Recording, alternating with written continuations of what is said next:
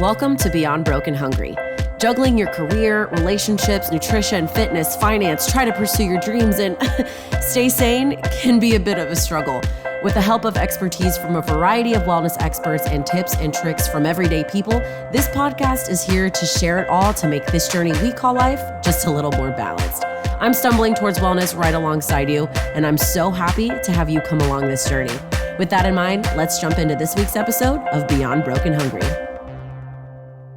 Hey everyone, welcome back to another episode of Beyond Broken Hungry. I'm your host, Dara Sweat, and today we have a very special guest, Jenny Quartano, founder of Altogether Wellness. She is actually a member at my gym, Graham Strength and Conditioning, and also my personal holistic doctor, guiding me through the more functional approach to wellness and health. I love working with Jenny because she doesn't just jump to this like, oh, prescription, here's your symptom, let's just put a Band-Aid on it. She really wants to work to get to the root of the actual problem rather than just like do the Band-Aid solution. So I really have been loving working with her on my own personal health and kind of bringing her along the journey in my wellness experience. So without further ado, let me introduce Jenny. Jenny, thank you so much for being here. Thank you for having me. It's a pleasure. Of course. So before we get into the nitty gritty of things, why don't you go ahead and tell the audience and a little bit about yourself? Yeah, thank you. So I am a physical therapist by training, and I have been a PT for about 15 years now. But I've worked in a lot of settings where people have just been through crisis and trauma. So I've worked in the trauma unit with patients post-brain injury, in the NICU with patients who are, really young and frail and their parents going through a really tumultuous time. And what I really have come to realize is our medical system is so broken. And so it led me down the journey of finding out what can we really do to help people instead of, like you said, Band-Aid their problems. And so a few years ago, I leaned down the path of functional medicine, and I've really been enjoying that since. So I've loved starting to share that knowledge and information and really transform others' lives, not just Band-Aiding the symptoms, but figuring out what those underlying causes are and how they're interconnected. And then how do we start to make that person healthy and whole again? Awesome. So this definitely maybe wasn't your initial plan when you first set along your career path, and just kind of things kind of stumbled into your lap. Yeah, I think for me, continuous learning is just part of who I am. So I would have always continued to learn and grow in some way, but my own personal health journey, along with the needs for my patients that I just felt like weren't being met in the more traditional healthcare setting, is really what kind of led me to this. And I'm so glad I found it. Awesome. So some of the things that we wanted to talk about today are like health factors that contribute to physical health that go beyond the way you feel and how your exercise is going. So what does that mean? Yeah, so I think one of the things I've loved about being at Graham and being part of the team there, not just working out there, but being able to be part of the training team and be the physician, clinician, all of those roles and hats for people there, is that I really get to investigate with them, how do we optimize their health? So some people come to me looking to improve their training, and let's think about what are those underlying causes that are limiting them in putting on more muscle mass or losing fat or getting faster. And some people come to me and they're, wanting to improve a squat or coming with an injury.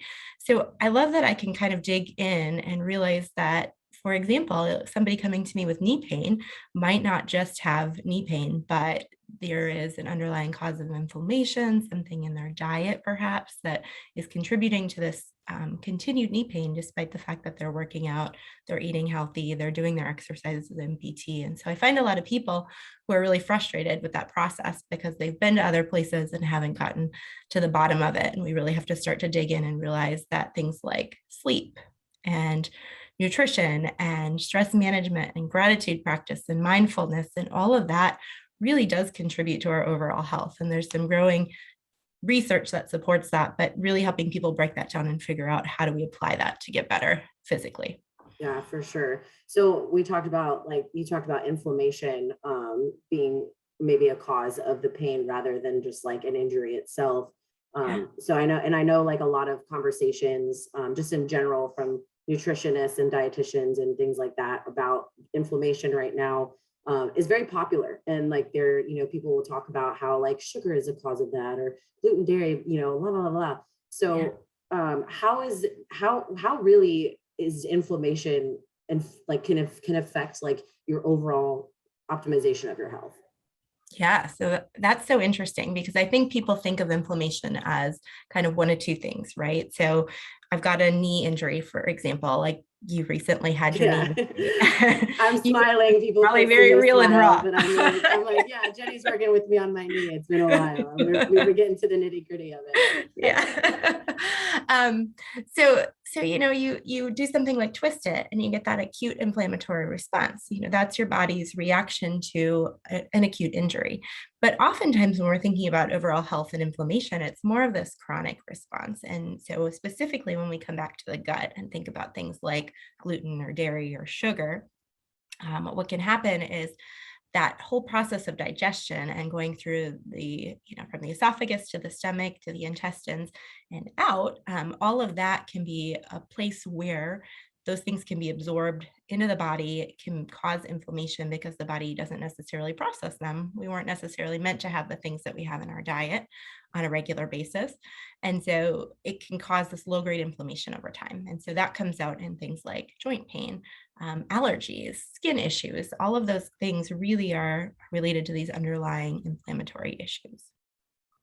So why do you think that it is that like when somebody has a breakout of their skin, and they go to the dermatologist, that it's just, oh, get this cream, take this steroid, and there's really no further investigation unless you as the patient decide that that's what you want to do? Yeah. Unfortunately, we live in a society where medical care is driven by the insurance companies. And so insurance is not there for the patient, right? At the end of the day, I've never seen an insurance building that's in shambles. They look to make money. And so the visit needs to be brief. It needs to be effective. And there is some research behind this because drug companies are another group that like to make a lot of money, right? And so they sponsor these trials and they do, in fact, show good results. But the problem is oftentimes those medications were designed to be used acutely, whether you're talking about like an acne breakout or cholesterol, for example. All of those studies were done short term. But the problem is then people go on these medications for years and the secondary effects to their body are just destructive. But coming back to why don't I think people really get to that? I think part of it is our population as a whole, right? Everybody wants a quick fix. It's certainly not easy to go the route of changing your diet, changing your lifestyle, getting to the bottom of that. And so it's the few that really want better for themselves overall and their next generation that are starting to ask more questions and look for more details and find a better solution than just the Band-Aid that will make it better, but it's changing something and making it worse underneath. For sure. And I know you and I have both talked about how like modern medicine is a gift in some cases, I mean, like if you cut yourself, on something and you need to, get a tetanus shot or whatever, like those things are important.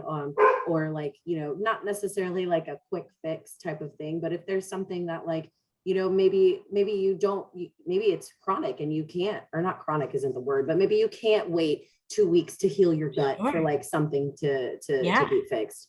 So that's another thing I really love about like working with you, and for anyone else who's listening, who's thinking about going that holistic route. One of the things I really do love about going this route is the fact that, you do kind of have to learn. You're almost forced to learn to have a better lifestyle, not because you want to be fit or be skinny or whatever, but because it really truly will optimize your health. Right. I think those other things come as a secondary gain then.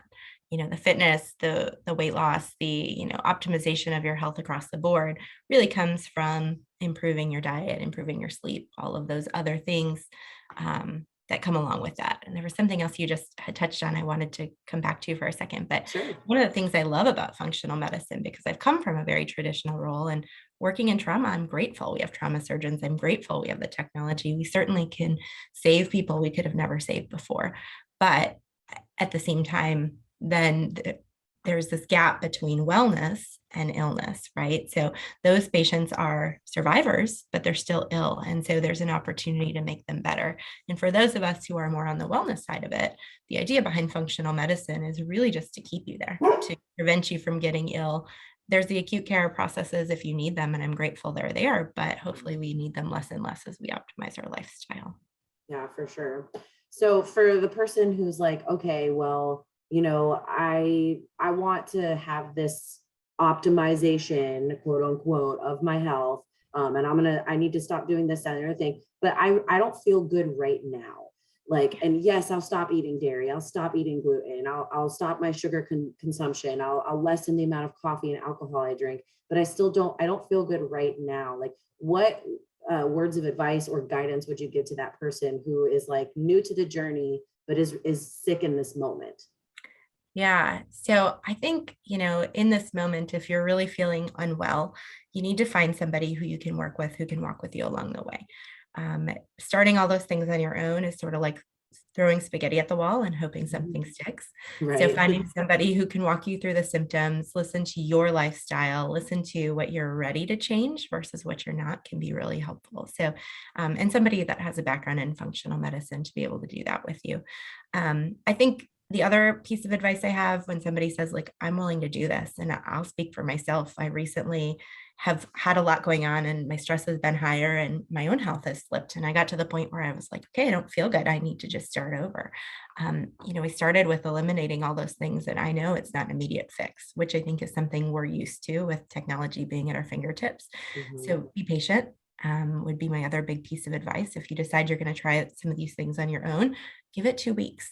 Don't expect an immediate result at day 2. And in fact, expect that around day 3 to 5, you're probably going to feel worse, especially if you're used to having the caffeine and the sugar and all the other things that your body's going to have to detox from a little bit before you really start to feel better.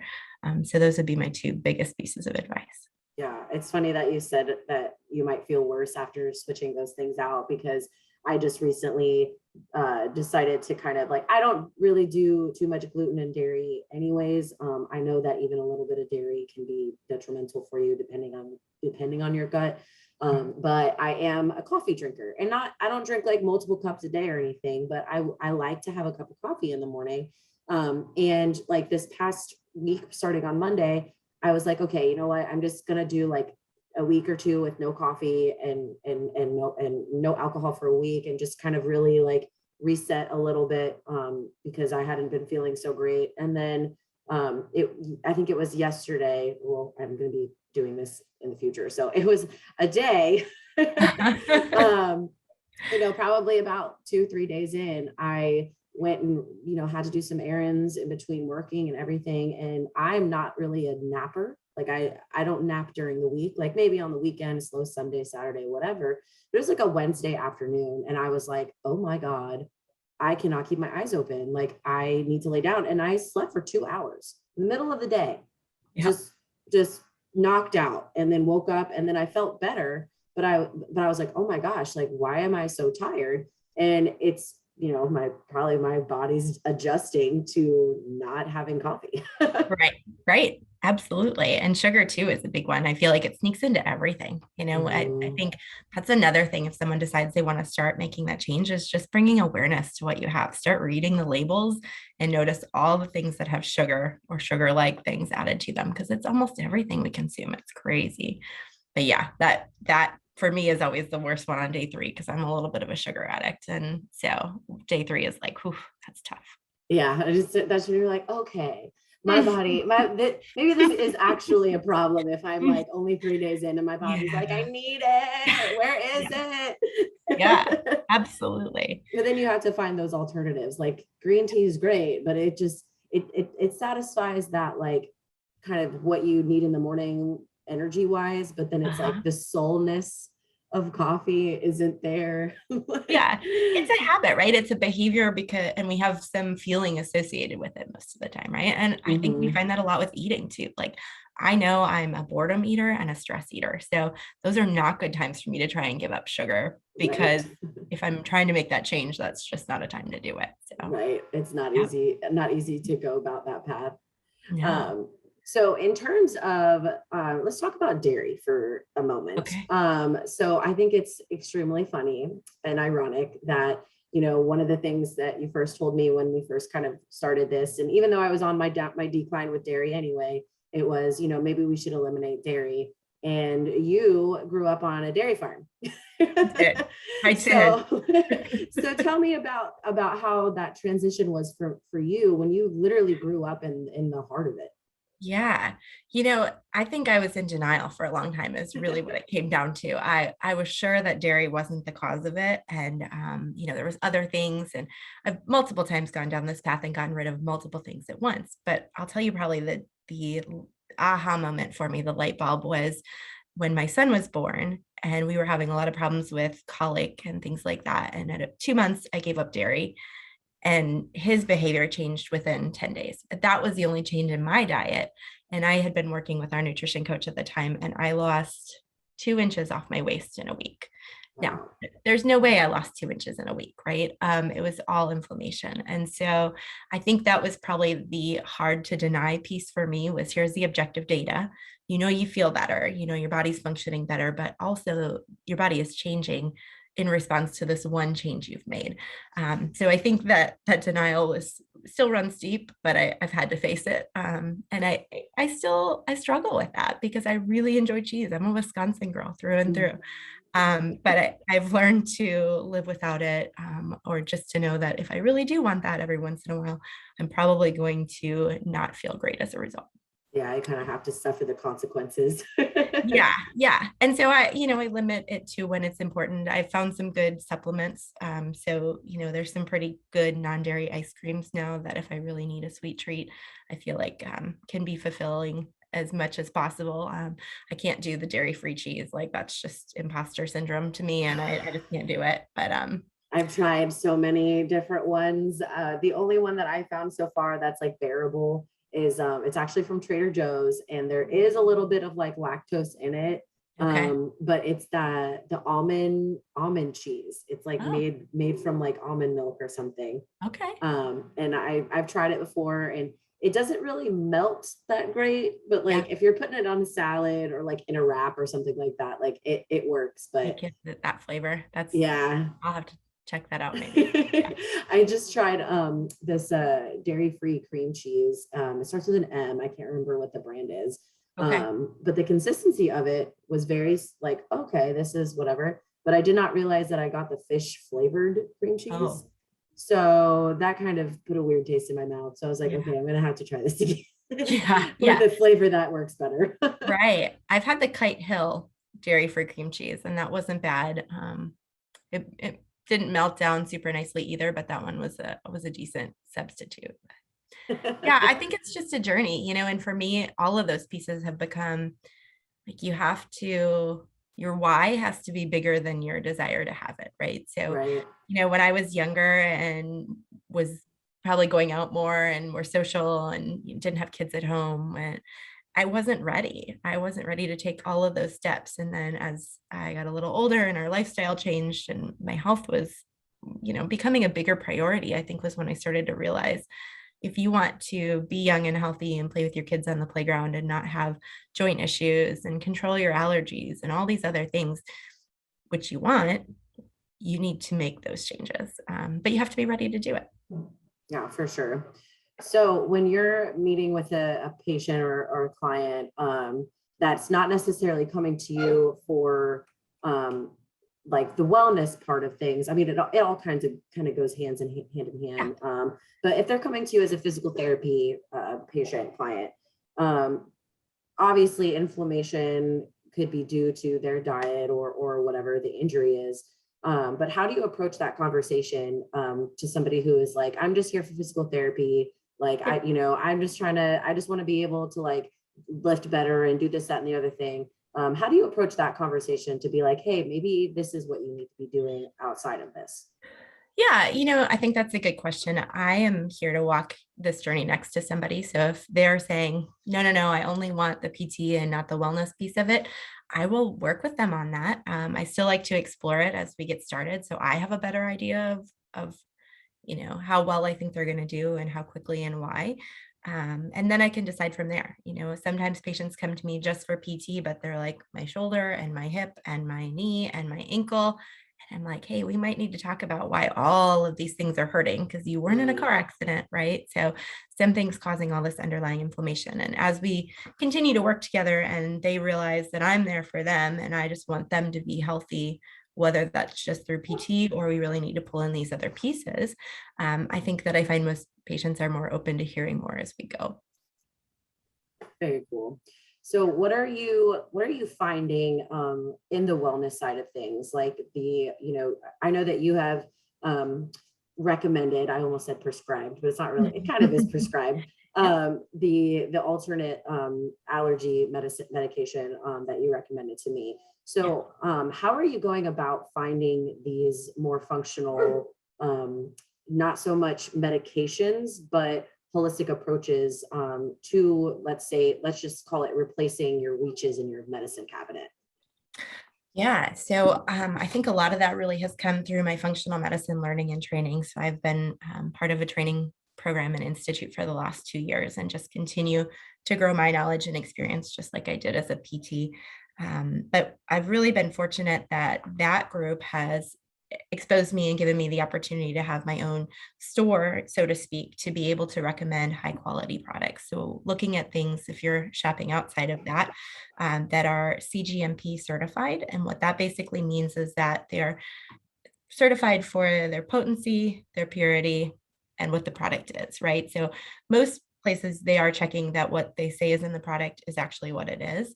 But what they do also with the CPMG is making sure that CGMP is making sure that the product is also pure and potent. So they're going to make sure that what you're getting is actually what you're supposed to be getting and that it's at the highest level of absorption. So you can go buy a vitamin C from Walmart and you'll get some of it. But if you buy one that's actually certified, it's going to be in a form that you can actually absorb. And so you're going to get the benefit to your body. So I'm fortunate that I have a place that I can source those from and recommend them to my clients because I only want them to take something that's worthwhile if they're going to take it. For sure, for sure.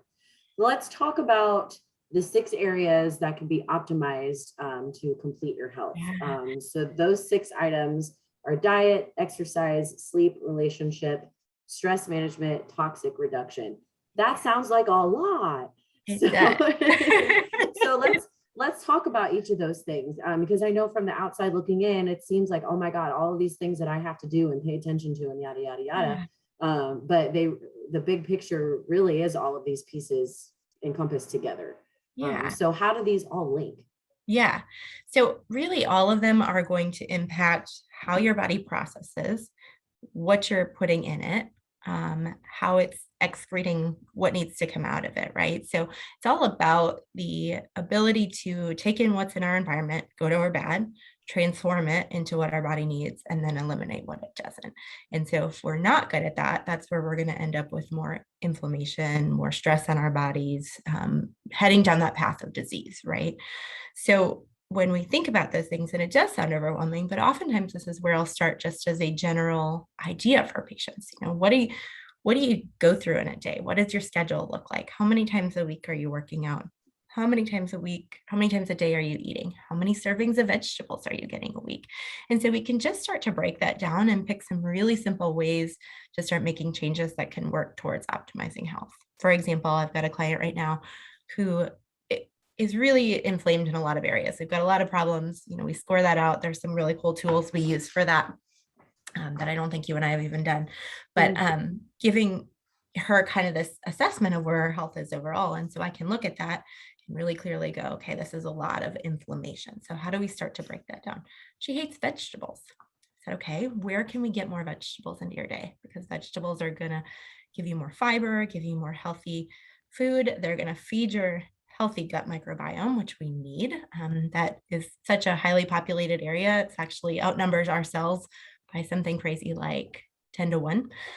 So we've got to feed those little guys to keep them healthy and happy. And one of the best ways to do that is vegetables. So we just started talking about, can you put more vegetables in your diet? What does that look like? What do you like? What do you not like? So we start there. We think about how do we feed our bodies to reduce that inflammation. Exercise is a great way, not just to manage our body, manage our muscles, but also to reduce or excrete the bad things, right? So sweat is one of the ways that we reduce toxins in our body. So that's a nice, simple way, if you're not moving, to just start moving and reduce toxins that way, be really beneficial as well. So those are two of the big ones. And I feel like a lot of times people come to me with that knowledge, right? Those are healthy habits. Everybody knows they're health related.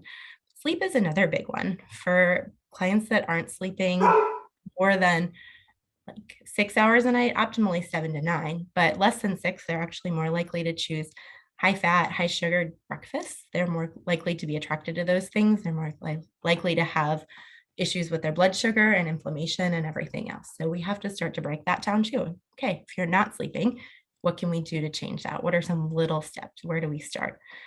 So all of those things start to weave together. I'm sure you can see as we see this process of what comes in, what's healthy, what's not, how do we eliminate the bad things, and all of that overlaps. And then certainly as we get into relationships and stress, all of that impacts as well. And then toxins is such an interesting one because there's so many things in our environment that are toxic, and that could be a whole nother, show another day. It's overwhelming sometimes, like Really when you look at things and you're like, oh my God, like the chair I'm sitting on has toxins that could be released into my body and blah, blah. Right. And you're like, you almost get to the point where you're like, I'm just never going to leave my house. Yeah. and you can't, because you'll make yourself crazy, right? And then we've affected the relationships piece of it. So it's all got to be a balance. But finding out where in that balance might we want to improve some individuals' life to make them overall healthier is important. Yeah. So when it comes to toxic reduction, like what is like maybe one or two pieces of advice or supplements or things like that somebody can take, or things that you can do to maybe detox daily, weekly, monthly, or however the best route to go about that is? Yeah. So I think one of the simple things all of us can do is just make sure we're well hydrated, right? Because water is going to help flush those things out of our system. And so putting enough water in to make sure we can collect those toxins and move them out is a great way to detox. Another one is just making sure you're regular. So, we could have a whole episode about poop, but I'll spare you guys on that one too. But you've got to be regular, because that's another way toxins empty your body. So if you're only going every couple of days, that is not normal. And you should probably talk to your clinician or somebody to see about getting more regular, because that's another good way to detox. And then sweating it out. All three of those are relatively simple things that anybody can do.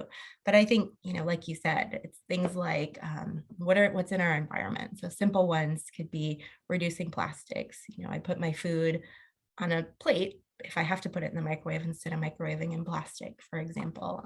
Avoid plastic water bottles when I can, just because there's so many chemicals that can leach out of that plastic and into our water or our food that can then be absorbed into our bodies.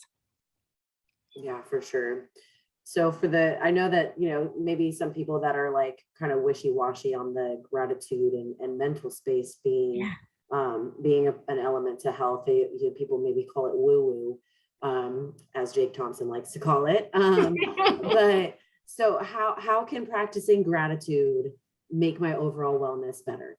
Yeah. So, it's interesting. They've just come out with some really cool studies starting to show that people who practice gratitude and regular meditation actually have overall better quality of life.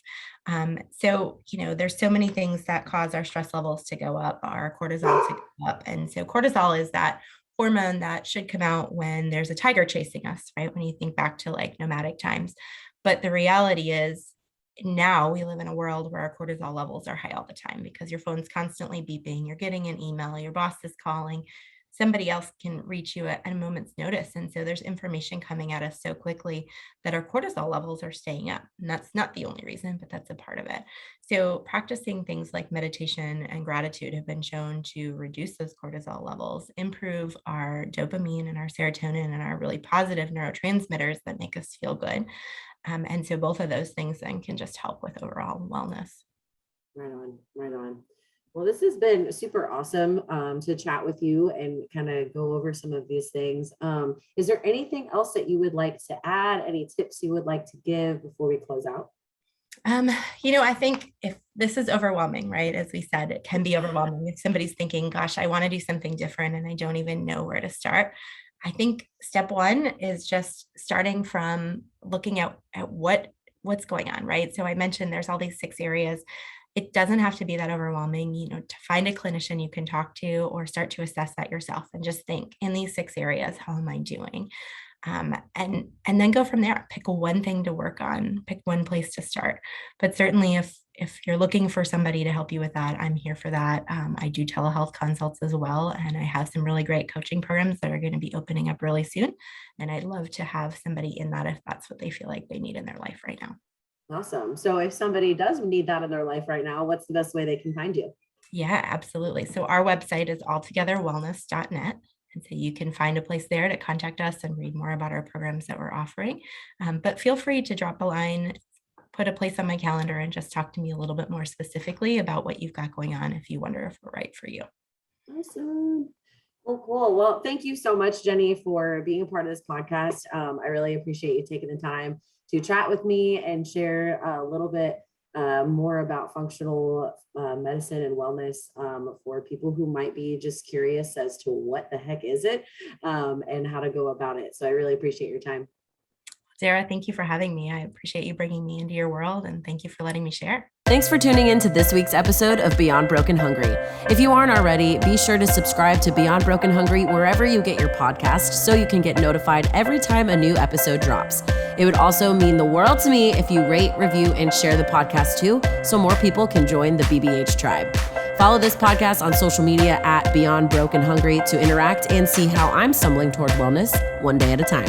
And most importantly, tune back in next week for another episode. See you then.